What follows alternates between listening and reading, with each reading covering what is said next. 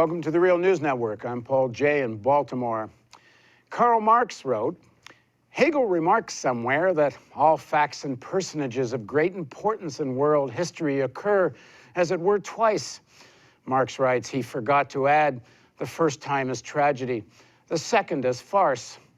Well, Ronald Reagan was the tragedy, sections of the white working class breaking from the New Deal coalition and progressive politics, embracing small government and the undermining of the social safety net, on the face of it, much of it aimed at black Americans, but in fact, all of it a cover for the ushering in of a new stage of globalization, where U.S. production was moved offshore and workers of the world, instead of uniting, were used to erode the living standards of exactly these white American workers. Now enter the farce. Donald Trump, giving voice to sections of the white working class who yearn for an enemy and a voice for their hatred of the other, be it Mexicans or Muslims, bamboozled by a con artist who will attack unions and further undermine the living standards of exactly these white workers. It should be noted, however, on Super Tuesday, there are also sections of the white working class who are voting for Bernie Sanders, with a message that actually takes on Trump and the fellow members of his billionaire class. So Super Tuesday is being called historic. And to put this in historic perspective, I'm joined now from New York by Frances Fox Piven. Frances is a distinguished professor of political science and sociology at the City University of New York's Graduate Center, and the author of many books, including Why Americans Don't Vote and Why Politicians Like It That Way, and most recently, Challenging Authority, How Ordinary People Change America. Joining us from Washington, D.C. is James Early. James is the former director of the Cultural Heritage Policy for Folklife Programs at the Smithsonian Institution. He's also a board member of the Institute for Policy Studies and a board member of the Real News Network. Thank you both for joining me. Glad to talk to you. So just as we speak here, Donald Trump looks like he's going to be winning 7 states and the vast majority of the 500 and some odd delegates at stake. Ted Cruz has won 2 states, I believe Texas and Oklahoma. In the Democratic Party primary, Hillary looks like she will win 6 states. Bernie Sanders will win 2. He was expected to win Vermont, which he did quite handily, but he also won Oklahoma, which wasn't so expected. As we speak, Massachusetts is still too close to call. Frances, so let me start with you. Donald Trump represents this overt kind of attack on Mexicans, an overt kind of racism, building this wall, protecting what you've got from those people that want to come and take it away from you. Put into some significance in terms of the fascization of America, what Trump's breakthrough means. Right now, it looks very much like he will be the candidate of the Republican Party unless they stage some kind of coup, which is possible at the Republican convention. But frankly, even if he isn't the candidate, if it's Rubio or Cruz, it's not like they don't represent, he's more or less the same far right. Well, there's the far right and the far right.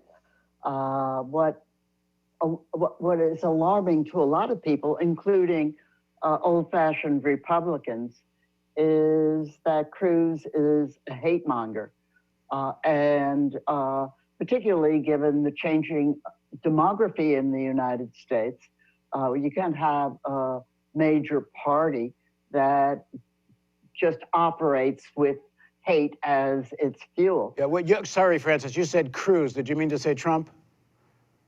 I meant to say Trump. I'm so sorry. But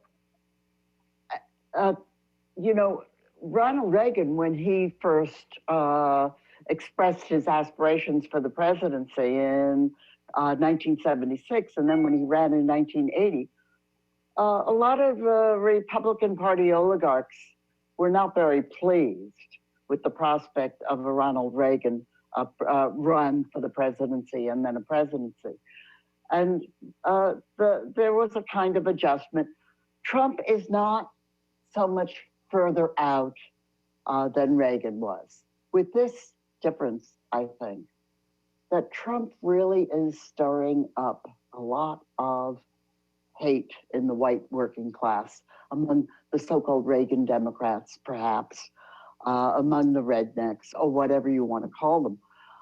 And just yesterday, I was talking to a Mexican worker in upstate New York he's been here for 25 years. He was with his family, his 3 little kids and his wife, in a Home Depot, and they were speaking Spanish to each other. And this great big white guy comes over to him and says in a menacing way, "Speak English in Home Depot." What?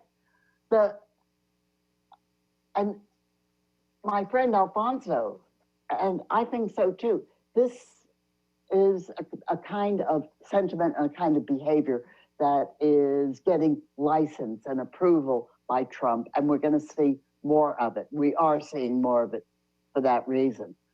Nevertheless, I don't think that disarray in the Republican leadership is a one-time historic event. There's been disarray before, and they could accommodate to it. But I do worry about the popular currents of hatred that are being encouraged by the Trump campaign. But James, to a large extent, is this being encouraged by the Trump campaign, or in a sense giving voice to something that's been resonating resentfully in certain sections of the white working class? And not just working class. This can be small business owners, professionals. This certainly isn't all working class support for Trump. But if we do identify in terms of the sections of the working class, predominantly white working class, they've been kind of caught between a rock and a hard place. The liberals, who they blame for their misfortune to a large extent, are rightfully so get blamed, in the sense that it has been the corporate Democrats that have not solved any of the basic problems facing the working class, defend a kind of unbridled capitalism. It's Clinton that took off most of the fetters off Wall Street. But at the moment, the only way out, the only way they feel to express this anger against that is it's channeled through Trump, and via Trump, then they get to express their hatred for the other, because they don't quite know who to actually blame for all this. Well, I think this is being channeled through Trump, but I think first we have to reckon with the fact that we are still in the throes of a deep crisis of capitalism, and I think we have to call it for what it is. It has now, since 2008, been not just an expression on the part of leftist social Democrats or left anti-systemic capitalists. It's in the mainstream press that there was an ethical crisis of deep and open greed on the part of Wall Street and the banks.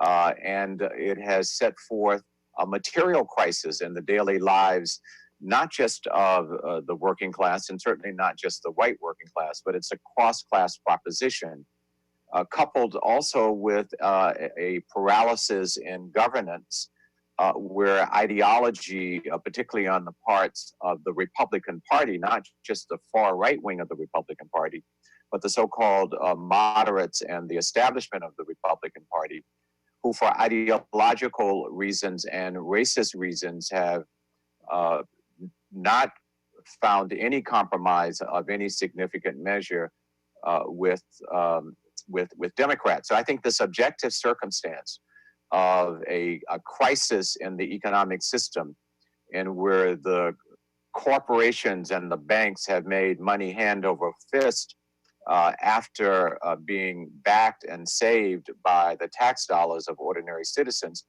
This is prima facie to not only the working class of all ethnic and racial groups, but it's prima facie a degraded system, a non-functioning system across class lines. And so that we see that Donald Trump is able to give some reflection, some articulation of that, some direction for that. We find a lot of middle class people and even upper class whites and a few non-whites who say, Well, I don't really agree with his language or with his comportment, but we need to right the ship of America. We need to fix things. That's a crude kind of narrative for this deeper material crisis that everybody is feeling in their lives. We see the similar concern on the part of a lot of young people voting for Bernie Sanders, but also white working members of the white working class. And it's not altogether clear whether those members of the white working class who are voting for the Sanders articulation are free of racism and a kind of nativism. But what is clear that what they hold in common with white working class people and other white classes who are expressing these racist kinds of views is that they are feeling a pinch in their material lives. So I think we have to unravel the objective circumstance that has given rise to this, and then to look to the subjective expressions that come from Trump on the far right, and a kind of idealism of both liberal and utopian that's being expressed through the Bernie Sanders campaign. Francis, to try to understand the response of this section of the white working class, and it's hard right now to tell in terms of size and exactly how it compares to the sections of the white working class that will vote for the Democratic Party and particularly for Bernie Sanders, which I think represents a demarcation from the normal corporate Democrats. But this isn't the first time this has happened. I mean, in 1964, Governor Wallace, representing very overt racism, won a significant vote, I believe 43% of the vote in Indiana. He won something of 64% of the white vote in Maryland. This feeling of this section of white workers that they're under threat, their security is under threat, and not being able to identify, that the enemy is something systemic, and it's if you want, use Sanders' language, a billionaire class, and they blame the failure of the liberal elite, and it is a failure to actually solve the problems. In fact, especially in the 60s, the liberal elite, meaning the Democratic Party, wanted to bring sections of the black working class more into society, certainly under the pressure of the civil rights movement. But the competition that then arose for jobs, the sort of burden of that was all borne by white workers. It certainly wasn't borne by the elite. In fact, it created, more competition for jobs, created somewhat lower wages and so on. I'm talking about, help us understand this section of why white workers respond to this kind of demagoguery. Well, we have a long history in the United States of jingoism, of xenophobia, of tribalism. That was the basis for the organization of the mass parties in the 19th century and in the 20th century. These parties were not organized on class lines, and that included both the Republican Party and the Democratic Party. Even in the 1930s, when there was something that could be interpreted as a class-based realignment in American politics, it was the class-based realignment that was deeply infused by ethnic, nationalistic, tribal identities. And Democratic local politicians cultivated those identities.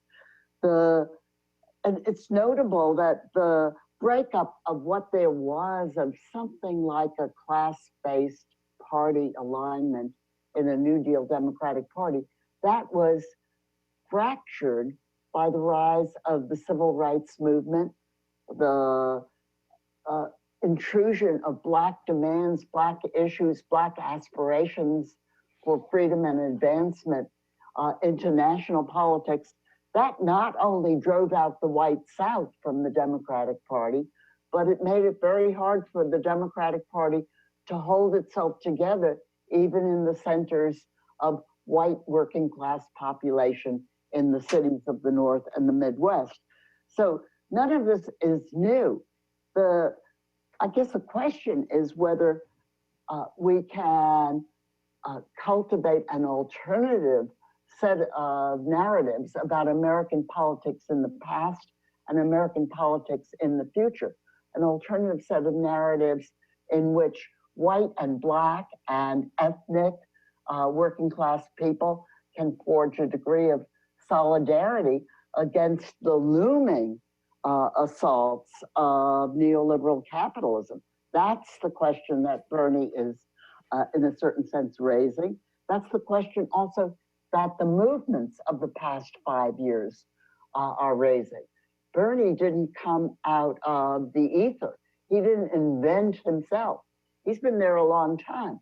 What makes it possible for him to wage a national campaign is that there are many currents in American political life which are beginning to speak about extreme inequality and using the issue of extreme inequality to forge a degree of empathy and solidarity among different racial and national groups in the working class. So we also had the Wisconsin protests. The Wisconsin protests lost to Governor Scott Walker, an especially evil politician, but nevertheless, the protests occurred. Students and working class people rallied in the national capital to try to stop a very oligarchic and dictatorial agenda. And that was followed by Occupy. Occupy made "We are the 99%" the slogan of the country. And that was followed by Fight for 15. And that was followed by Black Lives Matter. So a lot is happening that isn't in the Democratic race. You can't see it. There aren't protest movements marching across the screen when we watch candidate debates. But the fact that a maverick like Bernie Sanders, who's been there forever, right, since the early 1960s, that a maverick like Sanders can rally such support means that there is a kind of change afoot in the United States in American attitudes. Yes, we are a xenophobic country. Yes, we are racist. Yes, we are whatever we are. But there is some evidence that people are beginning to see beyond those inherited fractures. Right. James, this whole election year is filled with ironies, but I guess one of the biggest, or in some ways saddest ironies, Bernie Sanders is actually winning, as the way I understand the breakdown on Super Tuesday and some of these other primaries. He's actually winning the majority of the white working class vote over Hillary Clinton. She's beating him in states where there is a large African American vote. Right. And she's, going to win the majority of delegates, on Super Tuesday, and we'll see what happens in Michigan, which is not too far away. But clearly the working class it's interesting, the split here, that sections will go with Trump, a significant section is going to go with Sanders, but that neoliberal corporate Democrats that help, as I said in my intro, grease the wheels for the rise of these kind of dangerous clowns, they're keeping their control through the support of African Americans. Well, I think it's a lot more complicated and a lot more simple at the same time. And we need to go back and reread the narrative of the founding of the republic called the United States of America. There was never a pure working class. It was always a racialized working class, which set the seeds for white workers who could not have access for a good standard of living during the period of slavery, to come up with this hatred, to be fed these deep racist rationalizations that were put forth by the elites of capital, the dehumanizing of enslaved Africans, and to build in this notion of a white skin privilege, which was an ideological affinity, but did not redound to an improved material circumstance of life for white people. that is still being very much played out. And the Bernie Sanders articulation, which I support very strongly, of the economic class proposition as reflected in this degraded life that we're living as a result of the 2008 crash of capitalism, does not answer the cross-class issues of racism. And what the liberal Democratic Party, under the misguidance not only of Bill Clinton, who moved to the center, and Hillary Clinton, but also an established kind of Black leadership caucus, has moved into a cross-class reference for Black people to say that your racial concerns connected to your economic concerns will be uplifted by the Democratic Party. And this is where white progressives and many Black progressives have failed to look at this intersection of class and race, and to understand why are Black people across class lines locked in to the centrist Democratic Party. If we don't understand that nexus, if we don't grapple with the deep racist ethos of America, obviously there is a deep class ethos of the United States of America, but it has always been infused and overlaid with a race proposition. And so that Black political leadership, including members of the Progressive Caucus, Black caucus members in the Progressive Caucus, along with centrists, have moved the masses of Black people across class lines under Hillary Clinton. And that has been narrowed, and we have to open up this narrative so that Black voters can be confronted with realities. What is being pitched to the Black community across class lines by the establishment of the Democratic Party is that your issues are only domestic. It has nothing to do with foreign policy, where when the boots are on the ground, Blacks and Browns and Asian Pacific Americans die at higher percentages than their white working class or middle class counterparts. That's not just a class proposition, that's a race proposition.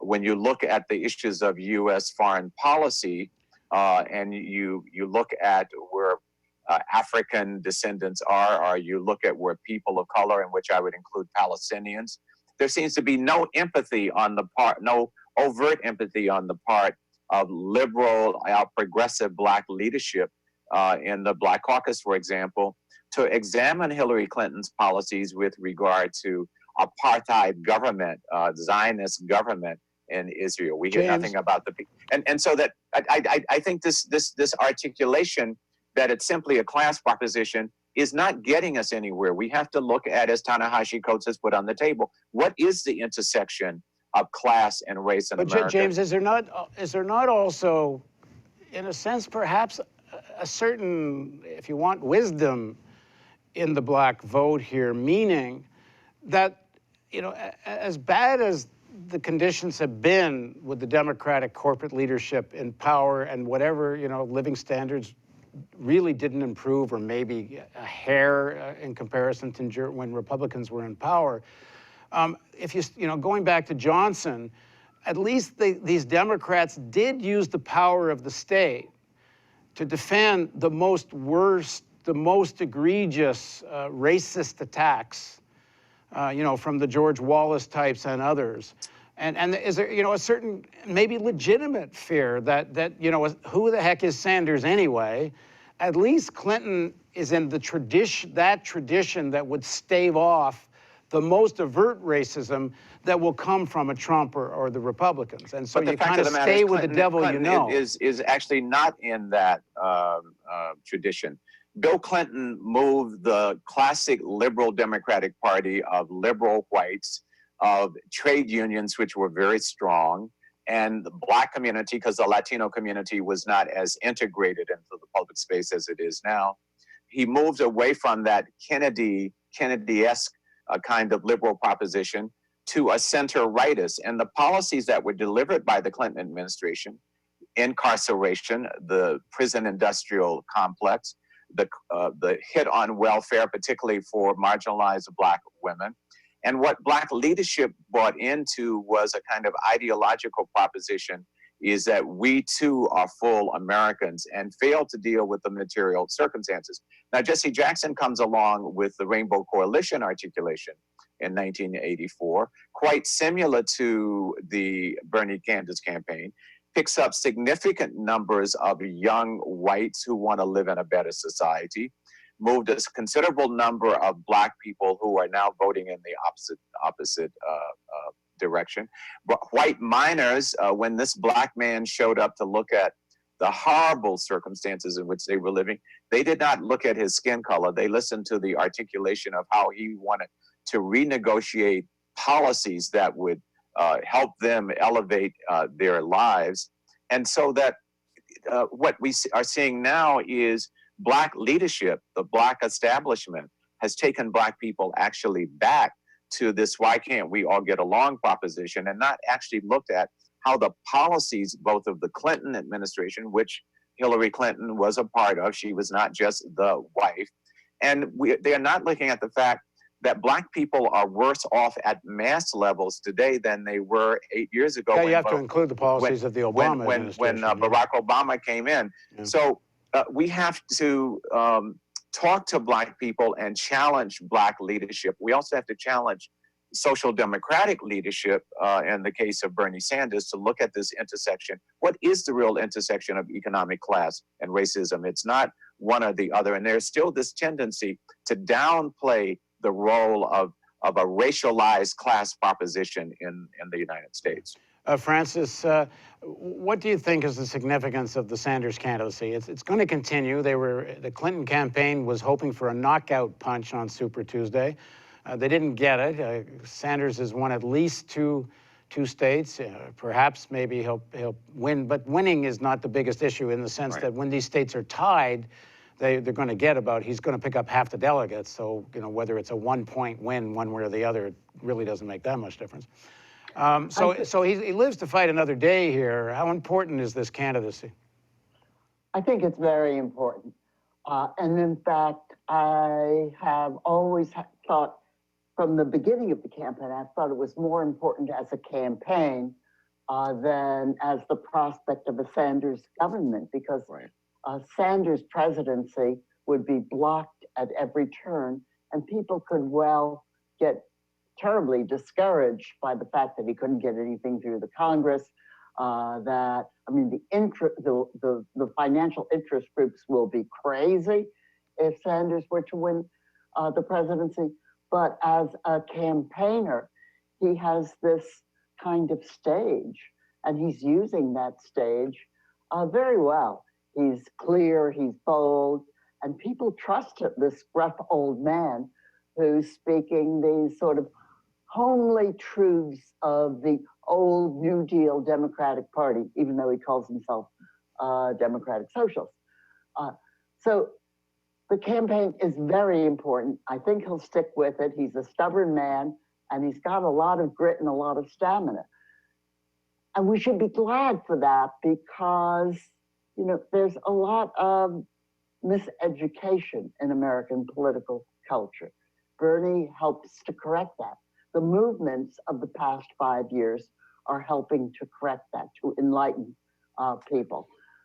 So it's the campaign may well be the main thing, the main accomplishment of this of the election season, rather than the consequences of the election. Now, I share the fears that many people express over the prospect of Trump victory, but I think it's too early to allow one's actions to be dictated by that fear. All right, thank you both for joining us. And thank you for joining us on the Real News Network.